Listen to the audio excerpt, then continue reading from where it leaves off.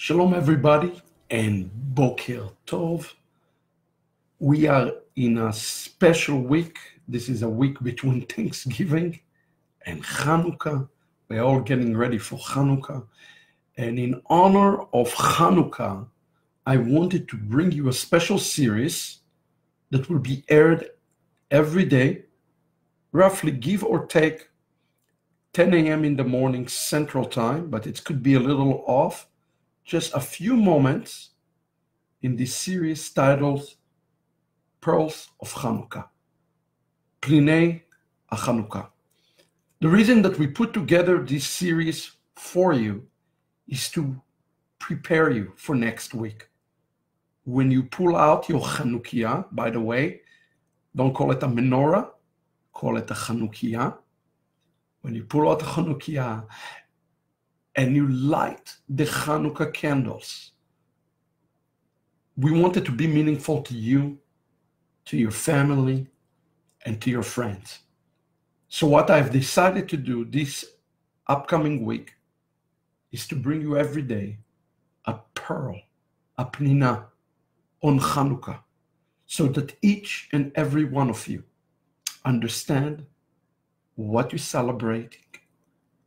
Because all of us know the story of the one flask of oil that lasted for 8 days as the temple, the Bet Mikdash, has been sanctified. Is that the true story of Hanukkah?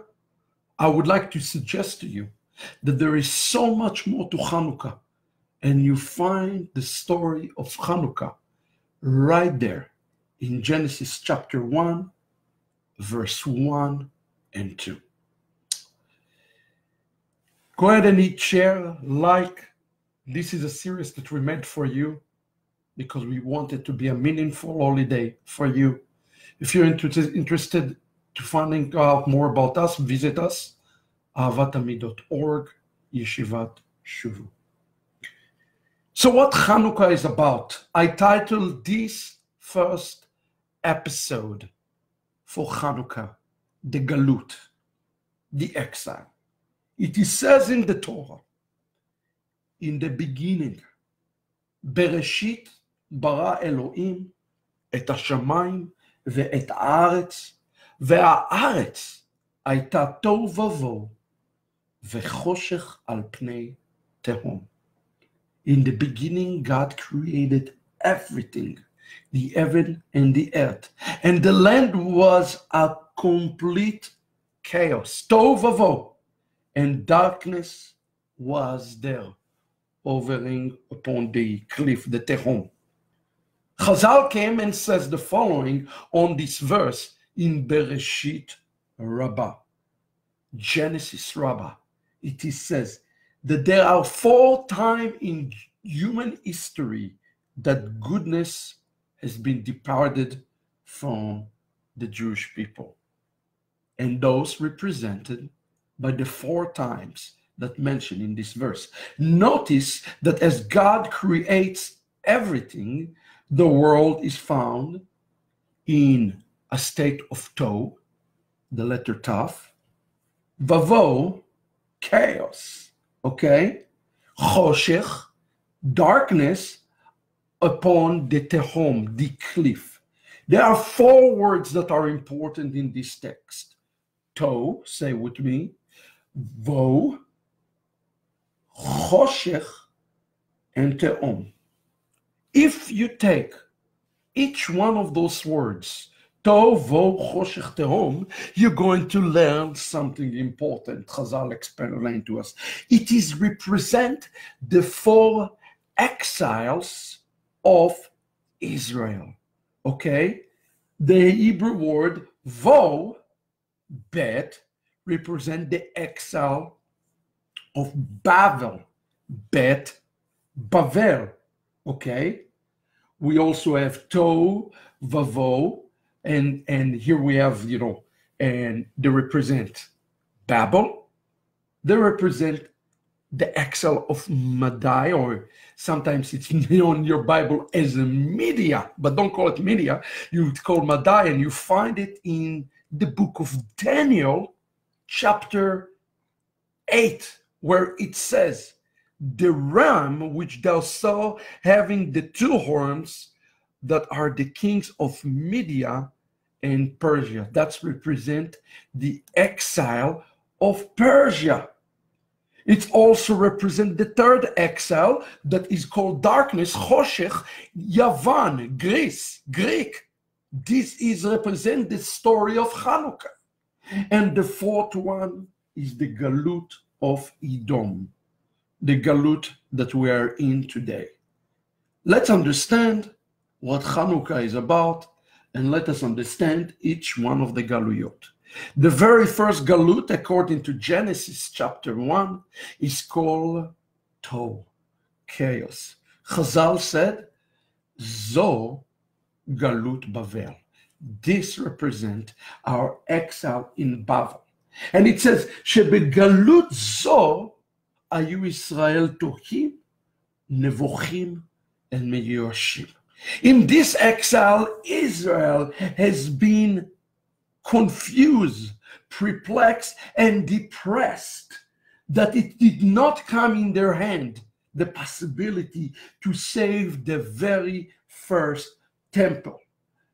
In the very first temple, the very first destruction, as we read in the book of Eicha, Lamentation, we read that the city has been great and it's been destroyed.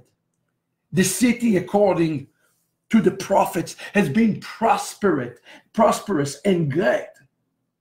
But when our sins became greater, when Avodah Zarah, Giloy Arayot, and even shedding of the blood, as it says in Tractate Yoma, became so great, the Lord has given Nebuchadnezzar the green light to go, the king of Babel, to go and to destroy the city. Please understand that an exile is the tool of the mighty one of Israel, okay? And Rabbi David Kimchi, also known on the Radak, in his commentary, he says the following, כיוון שהיא שממה ואין יושבים עליה, הרי היא כתוהו ובוהו. In essence, the Radaks explain to us that the first exile, the destruction of Yerushalayim, is like the tohu and the chaos. Who brought the tohu? God brought the tohu. No, we brought the tohu. Do you following what I'm saying? It is our choices and our actions who bring the exile. As a matter of fact, there is a beautiful story in the Midrash on the very first exile. In the very first exile, he said in the Yalkut Shimoni, it says the following, that there was a man named Hanamel, son of Shalom, the cousin of Baruch ben Neriah, the disciple of Jeremiah. And he did something. He went and he uttered the name of God. And as he uttered and muttered the name of God, the first temple rose up to the heaven.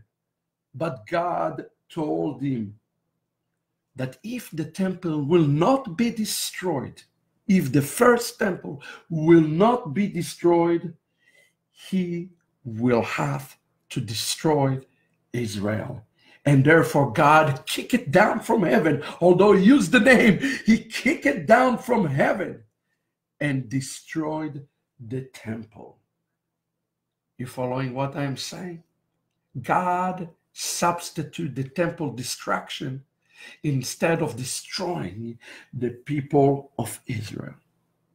But in order for Israel to understand that God's still working in the Geulah, in the Galut, he has done something special. It says the following in the book of Psalm, chapter 19, verse 15. Listen to this. It says, Yikra'eni ve'enu imo anochi betzara, echaltzeu ve'echabdeu. He shall call upon me, and I will answer them. I will be with them or with him in trouble. I will rescue him and I will bring him honor. Do you follow what the scripture says? Even in the exile, even when Israel is in the Galut, God is there in the Galut. God has been there in the gas chambers. God has been there when the pogrom took place.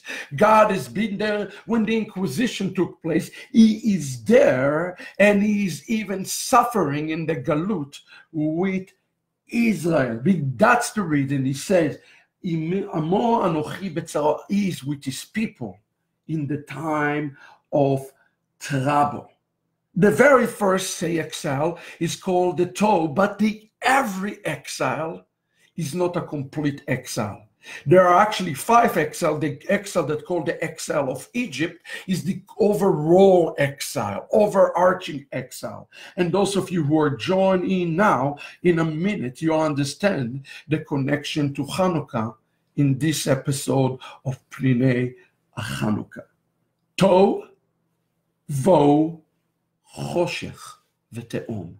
The 4 words that represent the overall departing of the Shekhinah of God from the earth is found right there in Genesis chapter 1 and verse 1 and 2. The very second one is what we call Vo. Vo is Galut Midai, or something in English they say Media, but it's really represent the Persian exile. Okay? And it says the following, and I quote to you. שלא הספיקו ישראל לנוח בגלותם בבבל. Israel did not have rest after the exile to Babel, that the wrath of a man named Haman, the wicked one, he wanted to come and to destroy the Jewish race, until Israel have one person, a merited person, okay, a meritorious person that will come and deliver them. This person is made out of 2 people, Mordechai and Esther. If you take the word Mordechai and Esther, Mordechai starts with a mem, Esther starts with an aleph. You put the word together, you get M, like a mother. If you take the word Moshe and Aaron, aleph and mem, what do you get? You get the word Am, mother. If you take the word Mashiach and Eliyahu and you put them together, what do you get? You get the word Am, mother. It is a picture of a Mashiach.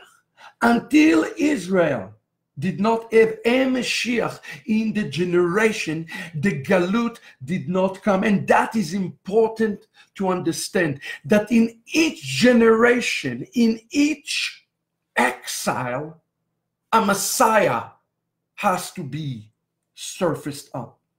I am talking to you today about deeper things that are found in the Galut, in the exile, and in this story of Chanukah.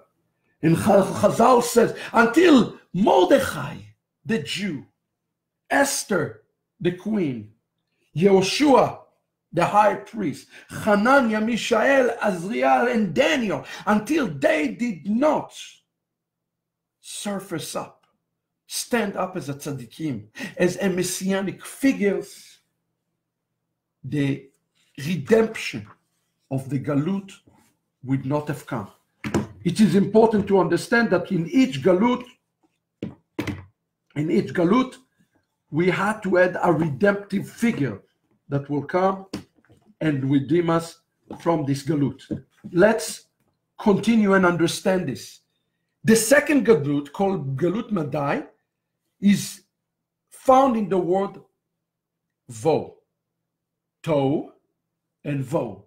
Chazal said that the word Vo, if you take the word Vo, you say it's as you say Bo, who? in him, through him. Through him what? What does it mean? In him, what does it mean? It's the name of the Galut. And Chazal said not only that it is the name of the exile, but the Vo representing the one who will bring us out of the Galut. In him, through him. And who is it? It is Mordechai. It is through Mordechai who exercised something that is called Mesirut Nefesh. Mesirut Nefesh. Giving his soul to the rabbis teach us that his Mordechai was willing to go to the cross. Isn't it interesting that the rabbis use this type of languages? Through him, the salvation has came to the second exile. You see, each and every one of those exiles has had a messianic figure to it. What about the next one? The next one, now we know what the toe and what vo. And the third thing that Genesis 1 is telling us, it says that the choshech. Now we need to understand that there are two words for darkness in Hebrew. Choshech, darkness, and there is arafel, which is a greater darkness. Okay? When God brought a plague, he brought the choshech. Now, the word choshech in Hebrew represents the third exile, which called Galut, the exile of Yavan. Yavan is the Hebrew word for Greece or Greece. This is the Galut that started roughly 200 years before Messiah Yeshua. And here it's what it says. It says, this is the Galut of Yavan she'echshicha, that darkened the word, the eyes, and the em shel Israel, the eyes of Israel, through their decrease, not to have circumcision, not to study Torah, not to be able to live as a Jew, to take Jewish people and transform them to Hellenized Jews. Okay? And for 52 years, the Greek has done a spiritual exile of great magnitude. It says, the Rambam says in his commentary on Hanukkah, he says, for 52 years, the Greek has done Churban Atzum Be'am Israel. They have done a great spiritual, they call it a great spiritual exile among the Jewish people. And as we have seen, and that's what's called Se'aita de Shemaya, through the help of the heavens, God has delivered us through this. He raised another messianic figure, Yehuda HaMaccabi. Yehuda HaMaccabi. And we say, in those days, the days of Hanukkah, we are full of joy. That's why one of the halachot that I would like to teach you, that you're coming into Hanukkah, it's called the joy of the Galut. Yes, there is such a thing like that, the joy of the Galut. It is true that we are all in the Galut today. But guess what? God has already redeemed us of 3 out of the 4 Galuyot. And we are commanded, because in a second I will talk about the fourth Galut.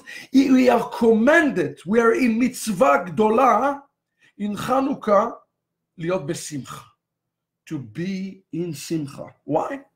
Because the word simcha, if you flip the letters, you get the name Mashiach. You follow what I'm telling you? And the fact that he has sent us in 3 out of the 4 exiles already, Geulah and a Messianic figure, commanded us to celebrate in Hanukkah. And that is the essence of the Hanukkah. The joy of the Galut. Are you following what I'm telling you? The joy of the Galut. So we say, Ubeyamei Chanukah, in the days of Chanukah, Anu smechim, we are to be full of joy. Al otam Yeshuot, for the salvation. Niflaot, the marvelous salvation, Shiur לאבותינו, that came to our fathers, באותם ימים מגלות זאת. So that 2 years later, God has delivered us and allow us to be Jews. And we are thankful for that in Hanukkah. More than the miracle of the Chanukiah, that is what we're joyful of that. Okay? We are thankful for a Messianic generation that it's called in Hebrew the Hashmonaim, okay? Who went, a few of them, against the great kingdom of Greece, who controlled the entire world. That is the anti-Mashiach, and destroy them and overcome the third Galut. Now I want to explain to you something about Galuyot. We spoke about Galut. We spoke about the Galut of Bavel, Galut Madai, and Galut Yavan, Persian, Babylonian, and the Greek. Each Galut, the klipa, the shell of each the Galut, is stronger. So it's kind of like when you get the Galut, when you get to the core, each Galut is going to be tougher to break, which leads us to what it says. It says that there is not only in Genesis chapter 1, there is not only darkness, it says that there is the Tehom. Remember, Merachevet ala Tehom, over the cliff. The fourth Galut is the worst one of all. And today, we are still in this Galut. Now, what is this Galut called? This Galut have a name in Judaism. This Galut called Galut of Edom. Galut of Isav. This is the Galut of Rome. And Chazal says that this Galut started immediately after the Greek Galut, when the Roman Empire came. Interestingly enough, we are under the Galut of Rome today. Now you understand who is going to be the one who break the Galut of Rome. It is going to be none other than the Mashiach itself. And look at what it says. And I quote you. I'm teaching you today Midrash, Halacha, a little bit of Agadah. I hope you enjoying this teaching. Feel free to share it. But I hope that this is going to be a very special Hanukkah for you. The fourth Galut, excuse me, is called Galut Edom. And it says, Chazal said, Ve'anu metzuim ba, we found in this Galut ad biat HaMashiach. Until the Messiah come and rule, we are under this Galut. That's including today. I want you to understand it. There are few unique things about this Galut. Are you following? Listen to this. This is very important. Number one, Chazal said that this is called Galut Achomer. What is the word Chomer? The flesh. It is the Galut of the materialism. It is the Galut that causing us to act truly in our own selfish, animalistic behavior. Look at the world around us today. We are definitely in this Galut. This is the worst Galut. But Chazal said this is only one aspect of Galut Edom. What is the spirit of Edom? It's the Galut of the flesh. But then they said it is the Galut of the Nefesh. Galut HaNeshama. It's the Galut that will go to the inside out. I went this week with my 11 years old to see this movie, Wreck-It Ralph. And in the end of the movie, in order to destroy the game, they inject a virus to destroy the internet from the inside out. That is exactly what it's talking about. Galut HaNefesh, Galut HaNeshama, to destroy the soul of humanity from the inside out. Okay? And that's why it says, Velefi shehi kasha, she is kasha, she's hard. Ve'aruka, it's going to be the longest Galut. Look, some Galut is 100 years, 200 years, some are 50 years. This Galut is for 2,000 years. He nikret tehom. Why? Because tehom in Hebrew is something bottomless. You fall into the tehom, it's impossible to come up. It is impossible to come out. Okay? It says in Midrash Rabbah, Bereshit, it says, Al pnei tehom, when it says tehom, cliff, ze malchut, ze galut, the kingdom of the mother of evils. That is the source of all evil. She'en lahem cheker kmo tehom. They are bottomless. And it's the most wicked one of all. It is interesting that it says in Zechariah chapter 9, verse 9, that our king will come in. He is lowly, ani, poor, riding upon a donkey. In my book, The Return of the Kosher Pig, I explain this. That the Hebrew word for donkey, chamor, is come from the word chomer. This flesh, this fleshly animalistic thing, that is what is going to ride over, and that's what the Mashiach will break. That is exactly the job of the Messiah. And that's why Chazal said, in the very next verse, they say, pay attention to all those galuyot, because the very next verse in Genesis chapter 1, Chazal said, Vayireh Elohim et Aor, he will see the light, ki tov, because it is good. Vayavdal Elohim ben Aor ben Achoshech. He separated the light and the darkness. Lechora, they say, the rabbi asked the question, it is not clearly understood. Why did God have to see that it is good? Isn't it true that everything that God is doing is already good? Why God have to see it? Chazal explained that only God understands those inner things. Okay? And he had to pull out the goodness which represent the Mashiach. And that's why it says, Veruach Elohim merachefet al pnei hamayim. The Spirit of the Lord is hovering over the face of the earth, which is the Spirit of the Mashiach. In essence, the one that will overcome the last Galut, the very last exile, is the Mashiach himself. You see, every day you stand with me, if you pray as a Jew, you know this word, Adonai sefatai tiftach, ufi yagiti ilatecha. Baruch ata Adonai Eloheinu melech haolam. Anybody know which prayer I'm reciting right now? It's the beginning of the Amidah prayer.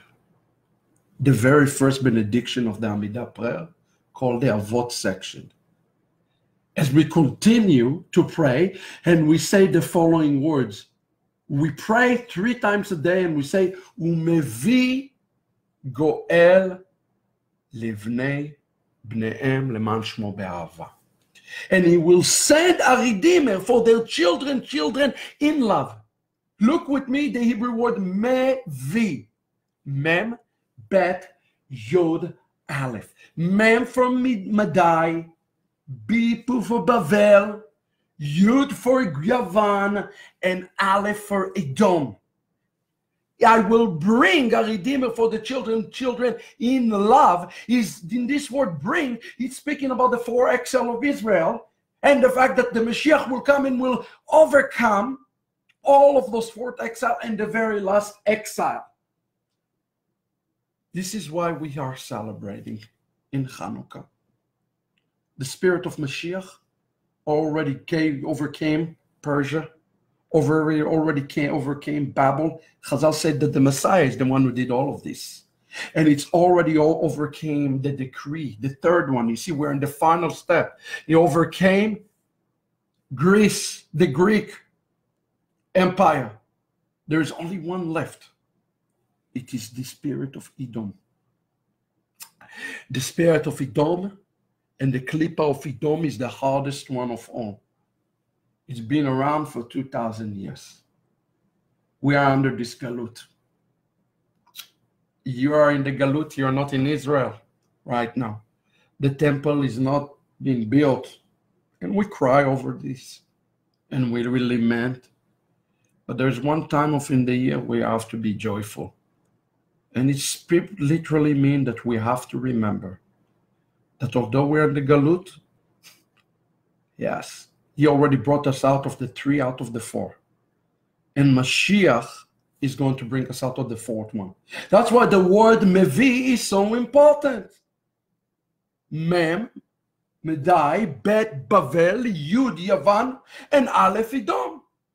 We're in the last step right now, Chaverim. The Geula, Bapetach. And Chazal here says, Beruach Elokim merachefet al pnei haaretz. That's what we celebrate in Hanukkah. The fact that there is one more Geula that is coming. There is one more step that is ahead of us. So when you light the Chanukiah, as the Midrash teach, you are really inviting Mashiach to come, and you say, I am ready for the final step of the Geula. So what I encourage you all to do is to prepare yourself through what we call Geula Pratit, a personal Geula, to what we call the Geula Klalit, the complete Geula. It is here, it is at the doorpost, and just as we saw that in each one of those Geulot, there was a Redeemer, one person, or a group. We saw Mordechai, we saw Daniel, we saw others that come and serve as those Judah the Maccabee, the Hashmonaim. We can be these redeemers of this final generation. We are not the redeemer, but we're working with Shamayim. That's why it said, Si'aita de Shamaya. We are working with Shamayim to be inviting the final redeemer. So where it starts with Simcha, joy. The Geula is sad, and we are commanded to have joy because the word Sameach is truly the word Mashiach. Flip the letters. Look forward for our complete Geula. It's coming soon. Join me tomorrow, same time, 10 a.m. Tomorrow we're going to learn a little bit Halachot Chanukah. Tomorrow will be a class in Halacha, and every day I also will be teaching on the Midrash a little bit. If you're blessed by this, share it. I hope it bless you. You're going to find it with some study notes shortly in our YouTube channel as well. If you miss some of the Hebrew, you're going to get it there. As always, we want you to be joyful. We want you to hasten the coming of the Messiah. Litraot, and let's get ready.